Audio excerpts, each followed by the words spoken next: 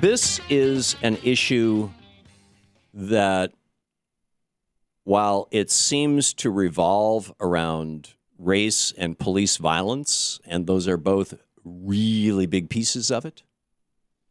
We had police violence like this in the 1890s directed against Italian communities in New York. We had police violence like this in the 1860s directed against Irish communities in Boston.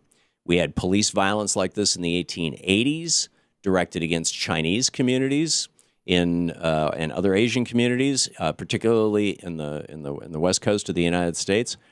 I mean, that's setting aside the Japanese internment, which was arguably violent, but it wasn't, this kind of, like, let's kill people violence.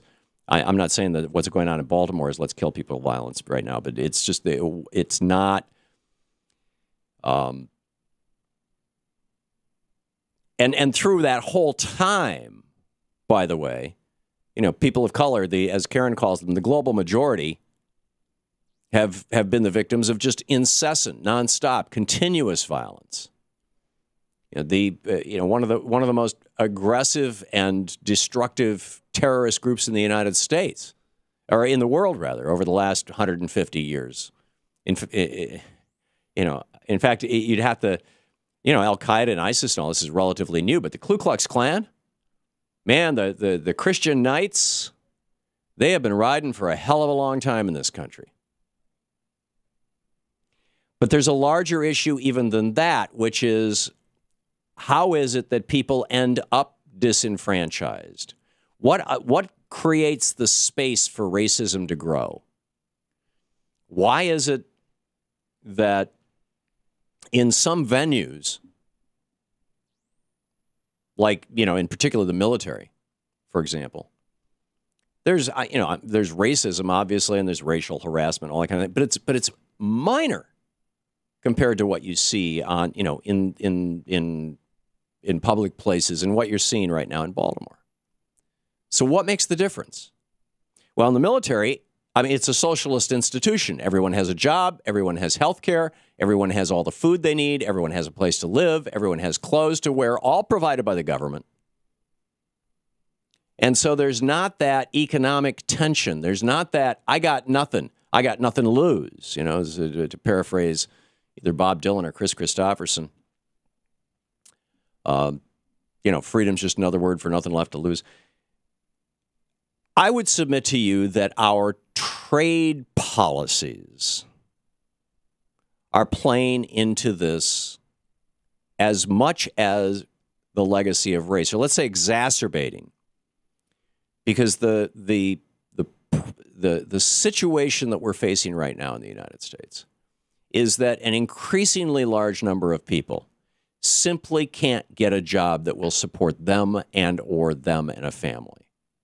That burden is falling heaviest upon the global majority, upon people of color. It always has in this country. And the black unemployment rate in the United States is twice what the white unemployment rate is. Black youth unemployment rate is 4 times what the white unemployment rate is. So there's racism, but it is being exacerbated by the fact that there is an unemployment rate. Right? We should not. This is the richest country on earth. We consume some $15 trillion worth of stuff a year, roughly speaking. That's our GDP. As consumers, we're probably consuming $8 or $9 trillion worth of stuff. And then there's the government, the military, and all this other stuff. But we consume a mind-boggling amount of stuff. And we used to make that here in the United States. And that was intentional. When George Washington was approached in the fall of 1789 by his old friend Henry Knox, another Revolutionary War general, and told that he had just been elected president, he had to do 2 things. He had to go say goodbye to his mother, who was dying. She was dead by the time, well, he never saw her again. She was dead, a few months later. And he wanted a suit of clothes made in the United States. Now, up until the American Revolution, it was a crime under British law, which was the law here, to make fine clothing in the United States. It had to be made in England. They controlled their trade policy. They kept their people employed. But George Washington knew that there was this guy named Dan Hinsdale up in Connecticut who was running an underground fine men's clothing store where he was a tailor, and he was making good high-quality clothing. He sent Henry Knox off to Dan Hinsdale's place in Connecticut and got himself a suit to get sworn in with, and George Washington was sworn in wearing an American suit.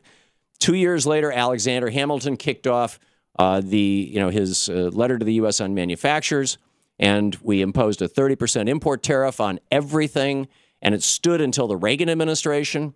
And from the Reagan administration, prior to the Reagan administration, we had manufacturing in this country. We had jobs in this country. Now, it wasn't perfect, and there was a massive amount of discrimination, and even many unions got in on the act of segregating our jobs. But still, there were jobs.